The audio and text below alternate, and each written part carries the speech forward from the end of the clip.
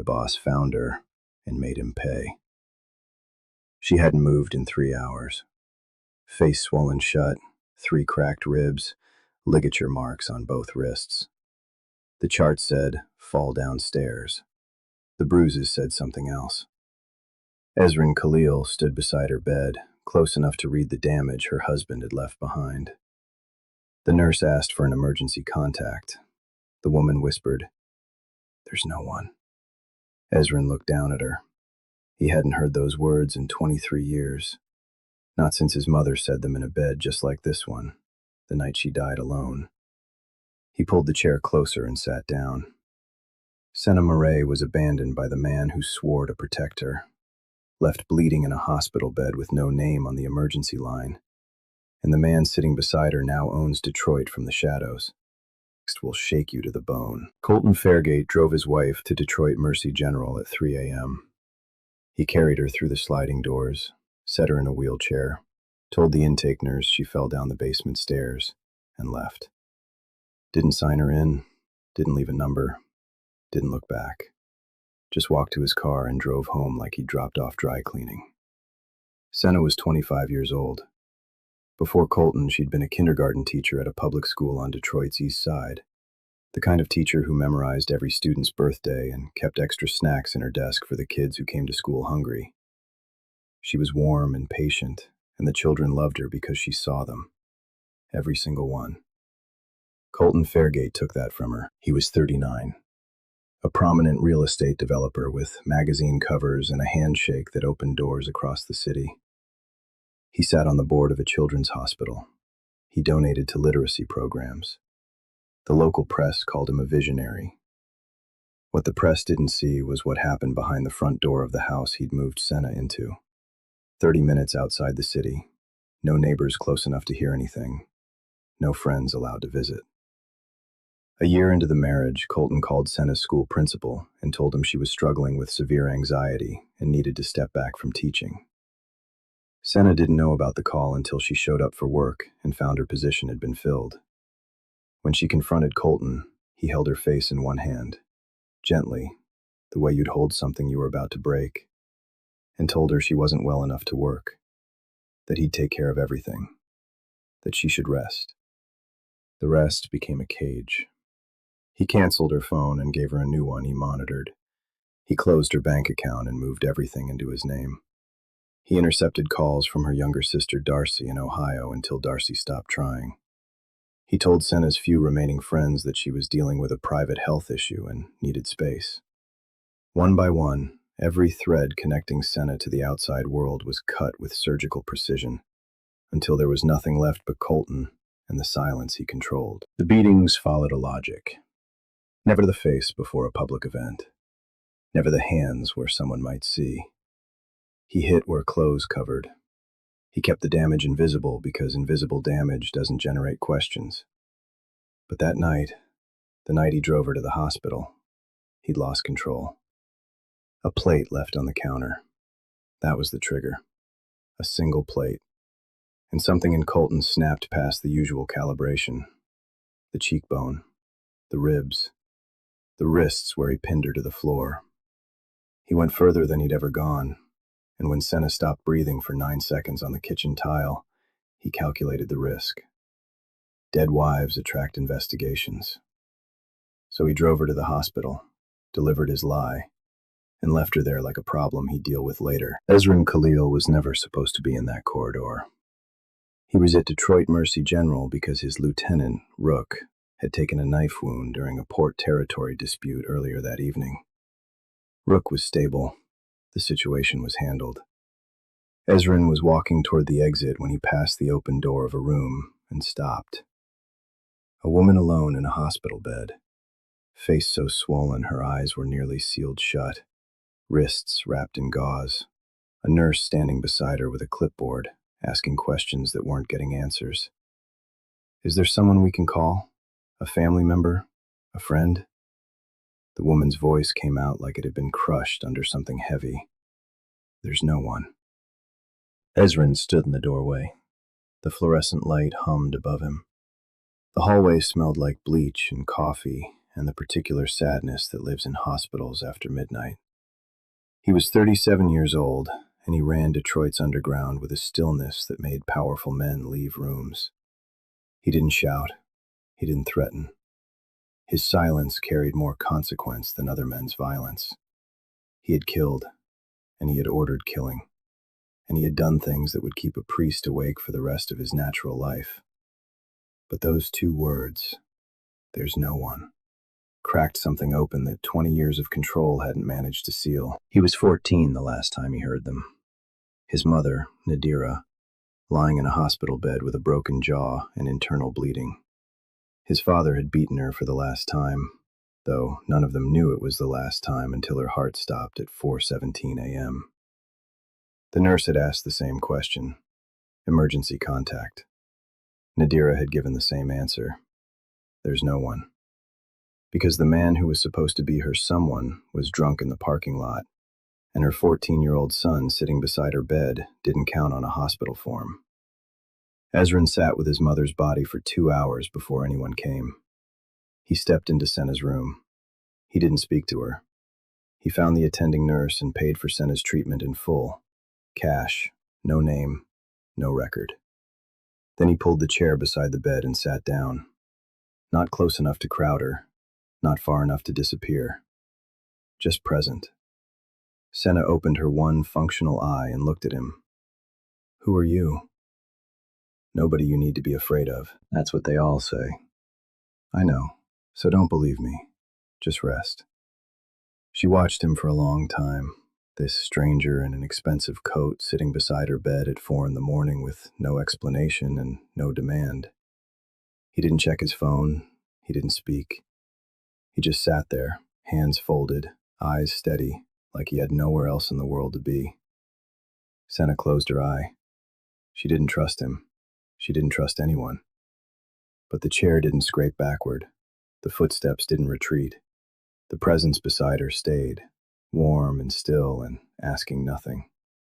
And somewhere between the beeping of the heart monitor and the gray light of a Detroit dawn creeping through the blinds, Senna Murray fell asleep without clenching her fists for the first time in 2 years. When she woke, the chair was empty. A cup of water sat on the bedside table. Beside it, a handwritten note on hospital letterhead in sharp, unhurried script. The door is open. It stays open. She held that note against her chest and stared at the ceiling, and something so small she almost missed it shifted behind her ribs. Not hope. Not yet. But the space where hope might fit if she ever let it back in. Senna stayed in the hospital for 3 more days. Colton called twice. The first time, he told the front desk he was her husband and asked about her condition with the warmth of a man who genuinely cared. The second time, he left a voicemail for the nursing staff explaining that his wife had a history of anxiety and clumsiness and that he'd be collecting her soon. The narrative was already being built. Concerned husband, fragile wife. A story so neat it could slide into any police report without a wrinkle. On the third morning, a man the size of a refrigerator appeared in her doorway. Broad, scarred, silent. He said one word. Win. Then he handed her a phone. One number programmed in it. She pressed call. Ezrin's voice was low and unhurried. Your husband filed a missing persons report this morning. He's playing the worried spell. His version of you is the only one anyone will see. Senna's chest tightened. So I'm trapped. No, you have a choice.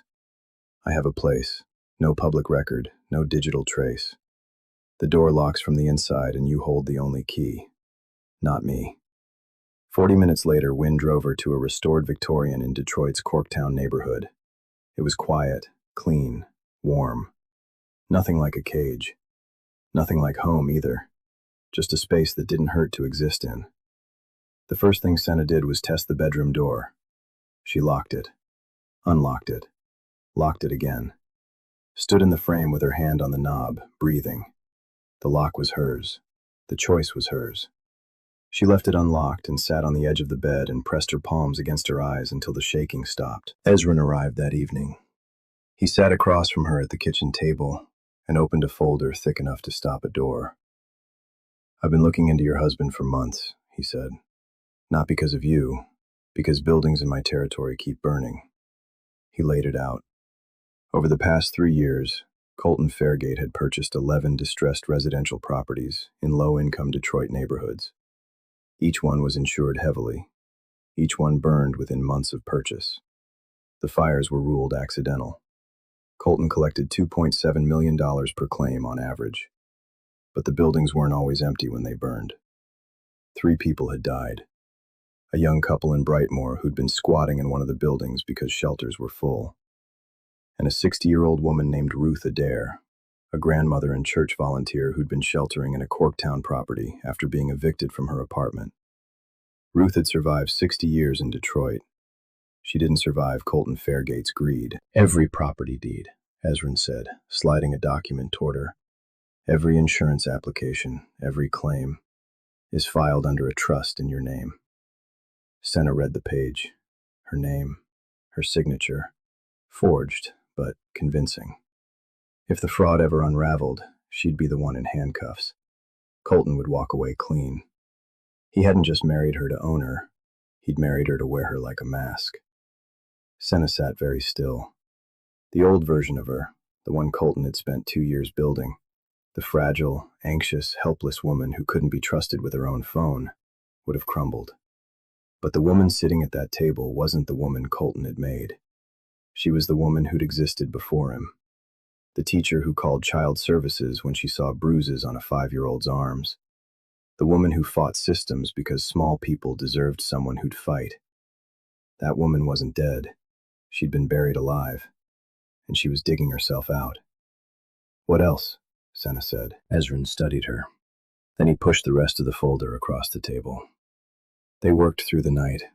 Ezrin sat across from her reading while she went through the documents page by page. He didn't hover. He didn't explain things she could figure out herself. At midnight, he set a cup of tea beside her without being asked. She looked up. He was already back in his chair. She wrapped her hands around the mug and something loosened behind her sternum, a knot she'd been carrying so long she'd forgotten it was there. She fell asleep at the table near dawn. When she woke, a blanket was draped across her shoulders. Ezrin was gone. Wynne was in the hallway, quiet as concrete. The second night, Senna woke at 2 a.m. screaming. The nightmare was always the same. Colton standing over her, the door sealed, no air, no way out. She threw the bedroom door open, gasping, and found Ezrin sitting in a chair in the hallway. Not inside the room, outside. A book open in his lap. He looked up. Bad dream? She nodded, still shaking. Door's open, he said. It stays open.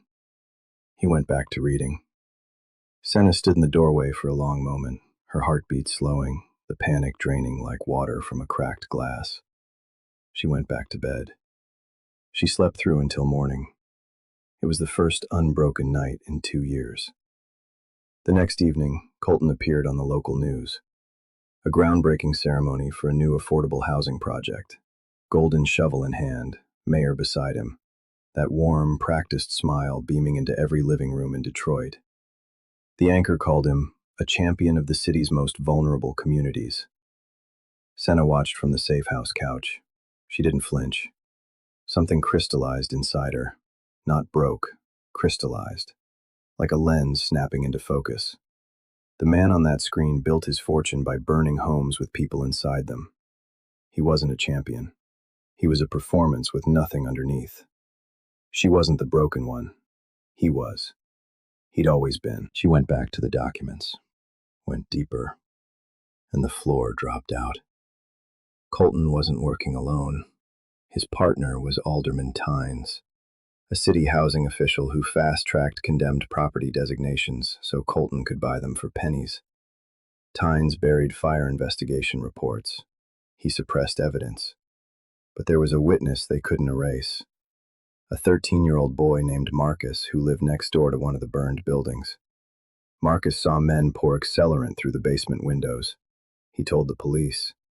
The report vanished within 48 hours. Marcus and his mother were evicted 2 weeks later through a code violation Tynes manufactured. The boy was still out there. His testimony was devastating, and Colton had spent a year making sure no one heard it. Senna closed the folder. She stood up and walked into the room where Ezrin was reviewing port schedules. She set the documents on his desk. Ruth Adair, she said, 60 years old, survived everything Detroit threw at her, died in a fire set by a man who never knew her name and collected millions for it. Her voice cracked. Then it broke open. Everything she'd held inside for 2 years came pouring out. The beatings, the isolation, the locked doors, the way Colton had whispered her into believing she was nothing until she almost became it. She didn't scream. She spoke, and every word landed like something that had been caged too long, finally hitting open air. Ezrin didn't move. He listened. When she finished, raw-voiced and trembling, he said, "Good. You have a voice. Use it." Senna wiped her face, her jaw set. "I don't want him dead. Dead is easy. Dead means it stops. I want him to watch everything he built turn to ash while he's still breathing. I want him to sit in a cell and know that the woman he left on a hospital bed is the one who put him there." The Detroit Urban Development Gala was 3 weeks out. Colton Fairgate was receiving the Rising Pioneer Award at the Detroit Institute of Arts for what the program called Visionary Community Revitalization. The governor would attend. 400 guests, full press coverage, live streamed across Michigan. The biggest stage in the city, built to celebrate a man who burned homes for profit and left people inside them. Senna intended to use every camera in that room. Ezrin laid out the logistics. His tech specialist, Lorna, sharp-tongued, fast-fingered, zero patience for small talk, held a catering contract with the venue through one of Ezrin's legitimate business fronts. She'd have access to the AV system 2 hours before the event. The presentation screens flanking the stage would be hijacked mid-ceremony during Colton's acceptance speech. 4 seconds to switch the feed. By the time anyone in the control booth reacted, the screens would belong to Senna. "One shot," Lorna said. "If anything looks doctored, they call it a hack, and Colton walks away a victim. The evidence has to be bulletproof." "It will be," Senna said. She spent the next 2 weeks building the package, with the steady hands of a woman who had nothing left to lose and everything to prove. Property deeds showing 11 buildings purchased through the trust in her name, signatures forged, as forensic handwriting analysis confirmed. Insurance claims totaling tens of millions. Fire department photographs of every burned building. Ruth Adair's death certificate beside a church photo of her smiling in a blue dress. The suppressed arson investigation reports Times had buried. Financial transfers connecting Colton to every transaction. Then she found the last piece. The one that turned a fraud case into something that would make the room stop breathing. 2 life insurance policies, both on Senna, totaling $3 million. The beneficiary wasn't Colton. It was a shell trust he controlled. The policies had been taken out 6 months ago. Ezrin's team pulled Colton's laptop history and found searches for blunt force trauma survivability thresholds, domestic fall fatality statistics, and accidental death investigation timelines. Senna sat back from the screen and let the picture assemble itself. The escalating violence wasn't rage, it was math. Each beating carefully calibrated, never enough to kill, always enough to leave a record. Hospital visits documented as falls and accidents, building a paper trail of a clumsy, fragile woman whose eventual death would surprise no one. The night he drove her to the hospital and left wasn't abandonment, it was a test. How much damage could she absorb and still survive? When she didn't die, the timeline moved up. The next beating was meant to be the last. She added the insurance policies and browser history to the evidence package. Her hands didn't shake. Ezrin's people located Marcus and his mother in a shelter on Detroit's east side, displaced by the manufactured eviction Tynes had arranged to silence them. Senna visited personally. She didn't send a lawyer. She didn't send Ezrin. She went herself, sat on the floor of the shelter's common room, and listened to a 13-year-old boy describe the night his neighbor's building burned. The men he saw through his bedroom window, the liquid splashing against the basement glass, the sound the fire made when it caught, a low whoosh, then a roar that shook the walls. The way his mother grabbed him and ran. Senna listened the way she used to listen to her students, fully, without interruption, without judgment. When Marcus finished, she asked him one question. Would you say that again on camera so the people who did this can't pretend it didn't happen? Marcus looked at his mother. His mother looked at Senna. Then Marcus nodded. They recorded his testimony that afternoon. Steady voice, clear eyes, devastating. Meanwhile, Colton wasn't idle. He'd escalated the missing persons campaign, another tearful press conference, a candlelight vigil he organized himself, a public reward that made the evening news. Alderman Tynes pushed surprise building inspections on 3 of Ezrin's Corktown properties, a thinly veiled threat. The window was narrowing. Every day Senna stayed hidden was a day Colton's public sympathy grew stronger. The night before the gala, Senna stood in the backyard of the safe house, looking at the Detroit skyline. Orange light bled across the river. The city hummed the way it always did, restless, alive, indifferent to the wars fought inside its houses. Ezrin found her there. He stood beside her, close enough that she could feel the warmth of him without touching. Afraid? He asked. Not of him. Of after. She paused. I've been surviving so long I don't know what comes next. I don't know who I am without the fear. Ezrin was quiet for a while. Then he spoke in that low, unhurried way of his, like each word had been weighed before it was released. My mother worked 2 jobs. Cleaned offices at night, sorted mail during the day, never complained. My father drank everything she earned and beat her for the pennies he couldn't find. He paused. She died in a hospital bed with no one listed as her emergency contact. I was 14. I sat beside her for 2 hours before a nurse found me. His jaw tightened. I built everything I have because I was powerless in that hallway. I swore I'd never stand outside a door again and have nothing to offer the person on the other side. Senna reached over and took his hand. His fingers closed around hers. They stood like that until the sky went fully dark and the city lights replaced the stars. Morning of the gala. Senna dressed in silence. The gown was deep black, not decoration, armor. It covered every scar and fit the woman she was becoming. Lorna wired a small earpiece behind her left ear, tested it twice. Senna walked downstairs. Ezrin waited at the bottom, dark suit, no tie. When he saw her, he went still. He didn't compliment her. He looked at her the way a man looks at the most dangerous thing in the room. She almost smiled. The Detroit Institute of Arts. Marble floors, vaulted ceilings, champagne, string quartet.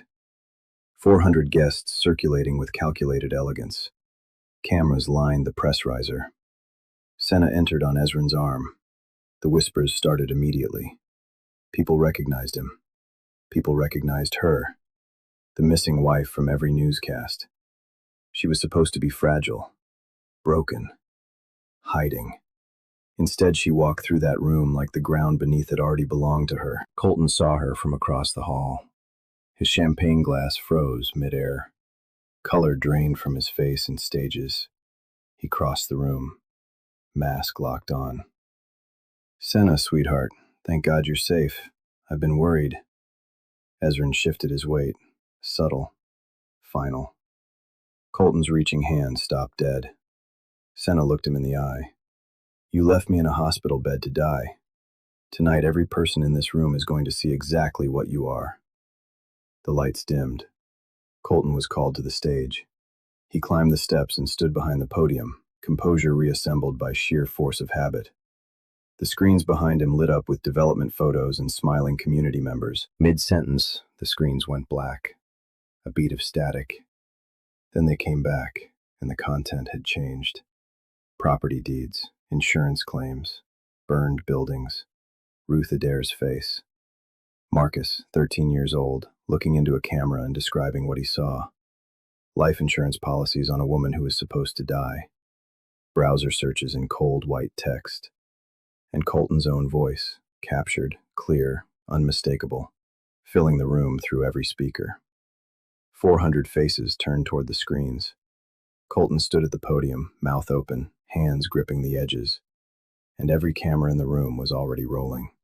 The first image was Ruth Adair, her church photograph, blue dress, warm smile, 60 years in Detroit. Beside it, her death certificate. Cause of death, smoke inhalation. Location, a Corktown property owned by a trust Senna had never signed. The second was the property trail. 11 buildings, 11 insurance claims, tens of millions collected. Every deed filed under Senna's forged signature, with forensic analysis proving she'd never touched the pen. The third was Marcus, 13 years old, looking directly into the camera, describing the men he saw through his bedroom window. The liquid against basement glass, the sound the fire made, the report he filed that vanished in 48 hours. The fourth was the insurance policies on Senna's life. $3 million. Shell Trust controlled by Colton. His browser history beside it. Searches mapping how to kill a woman and make it look like an accident. The audio played last. Colton's own voice filling every speaker in the hall. You're nothing, Senna. You exist because I let you. Walk out that door and I'll have you committed before you reach the sidewalk. 400 people heard it. Every camera captured it. Colton stood at the podium. The mask tried to reassemble. These documents are fabricated. His own voice cut him off. The audio looped. The threat played again. The mask collapsed. Alderman Tynes bolted for the side exit and walked directly into 2 FBI agents who'd been waiting since an anonymous package arrived at the Detroit field office that morning. Donors scattered. The police captain who'd golfed with Colton vanished into the crowd. Colleagues turned their backs with the speed of people who understood proximity had become career poison. FBI agents entered the main hall. Calm, unhurried, inevitable. Colton saw them coming. His shoulders caved. He looked across the room at Senna, standing untouched, backlit by the screens displaying his destruction. And for the first time in their marriage, he had nothing to say.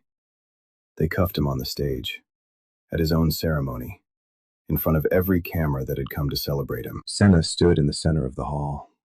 She didn't cry. She breathed, deep, full, unrestricted. Her ribs expanded without pain for the first time in longer than she could remember. 6 months later, the building on Michigan Avenue had been rebuilt from the bones out.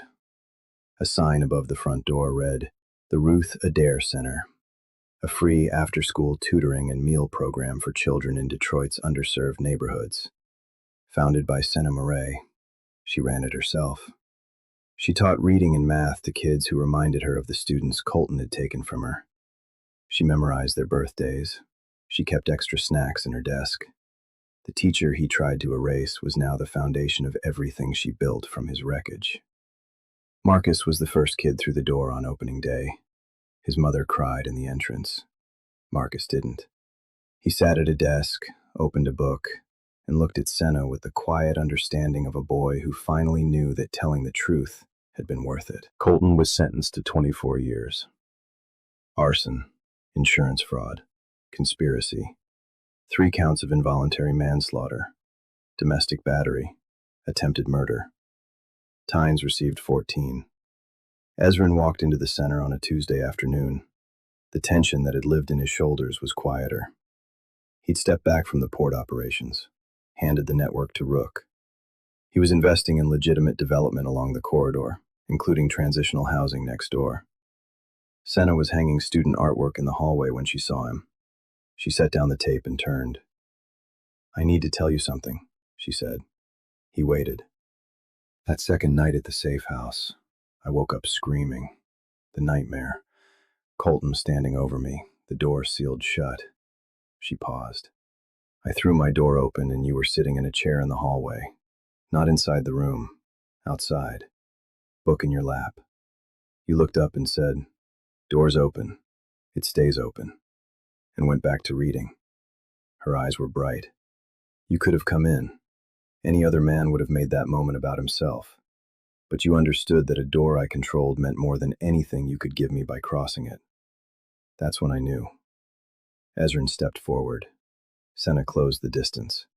The kiss was hers, her choice, her timing, not because he saved her, because he showed her she could save herself, because the most powerful thing he ever gave her was a door she controlled and the space to decide when to open it. A federal detention facility outside Detroit. Colton Fairgate on a thin mattress in a cell barely wider than his shoulders, a television behind plexiglass, the anchor's voice bright and steady. The Ruth Adair Center, founded by Senna Murray, today celebrated the enrollment of its 200th student, providing free tutoring and meals to children across Detroit's most underserved neighborhoods. Colton's hand found the remote. He pressed the button. The screen went dark. The cell went quiet. The kind that doesn't lift, doesn't soften, doesn't end. He sat in it, and he lived with it. Senna Murray was abandoned in a hospital bed at 3 a.m. No phone, no money, no name on any emergency line. She whispered, "There's no one," to a nurse in an empty room. She was wrong. The man beside her bed wasn't a saint. But he knew what it looked like when the world gave up on someone, because the world gave up on his mother in a room just like that one. He couldn't save his mother, but he could pull up a chair. He could leave a door open. She walked through it. And what she built on the other side will stand long after every name in this story has been forgotten. If this one reached you, tell us what you'd name your center. Share this with someone who needs to hear that being left behind isn't the end. It's in that bell, and be here when the next one drops.